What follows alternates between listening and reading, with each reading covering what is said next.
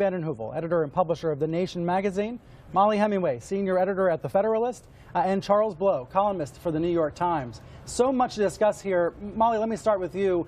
You've seen a weekend of reactions to President Trump's tweets. How do you feel that the press has reacted to this unusual situation?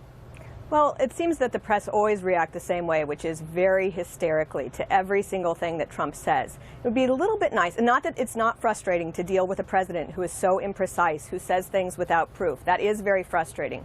At the same time, I think this constant level of hysteria causes people to either tune out or get hysterical themselves, and that's not a great public service. There are real issues at play. We actually have had reporting for months on surveillance of Trump transition people. We haven't gotten a good digging into that story about why we have people both surveying these people and leaking in sort of a coordinated campaign. That is still a legitimate story, even if President Trump talks about it in a way that is less than ideal. The way he uses language is different from the way that past presidents have used language. The way President Trump personalizes it, says it in a very shocking way, maybe taking off all the edges or all the caveats, that's different, and reporters are reacting to it. I wonder, Charles, if you feel that you ever get a little hysterical, as Molly was suggesting some journalists do. Well, I think, we have to dispense with all euphemisms here about whether or not he's using imprecision in language or not. No, the president is actually lying. And we have to continuously say that the president is actually lying. And that is an assault on the truth itself. And it is an assault on the legitimacy of the presidency itself.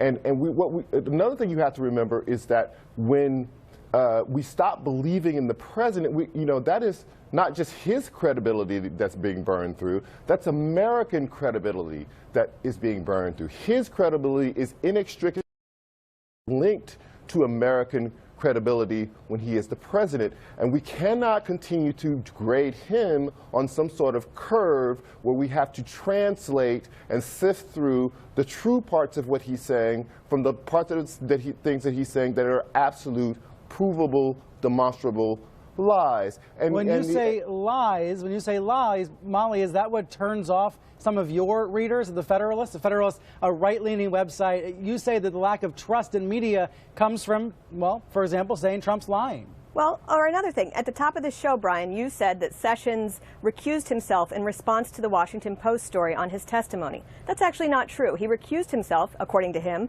because of his involvement in the campaign. He said that explicitly and clearly. Now, do I think you were lying? No, I don't. I think it was imprecise, and I think you didn't believe intend. Him, honestly, do you really believe that?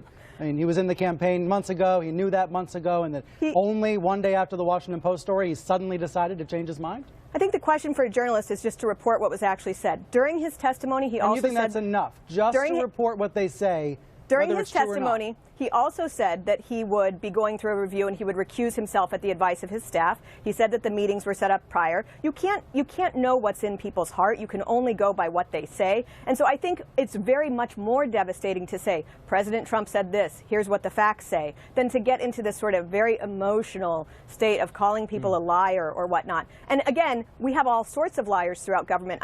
Clapper was on the shows today talking about stuff. This is a guy who lied before Congress. When Senator Wyden asked him if the NSA was spying on millions of Americans, he said no. That was not true, and he knew that was not true. Eric Holder was held in contempt of Congress for lying about his involvement in a gun-running scheme that led to the murders of many people. We didn't see the hysteria that we see right now over Sessions or these other stories. So it would be nice for the media to treat everybody with the same standards rather than just get so caught up. I get that Donald Trump sets people off one way or another, but we have to keep hold of ourselves. That's a tremendous amount of... I'm sorry. You cut me off before. That's a tremendous amount of deflection. He actually did lie.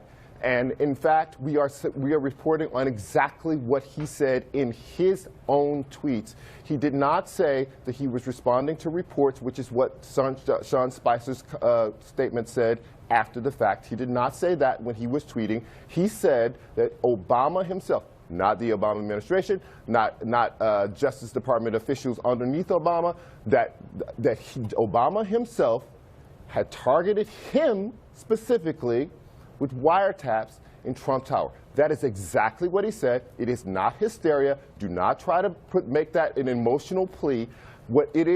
Everyone in journalism, because what our business is truth. Without that, without credibility, we don't have anything to sell. There is no business. There's no journalism enterprise without truth. And when we see that the truth itself is being attacked, then we must defend the truth from whomever. I take Molly's point at the same time, though, that the bar needs to be high for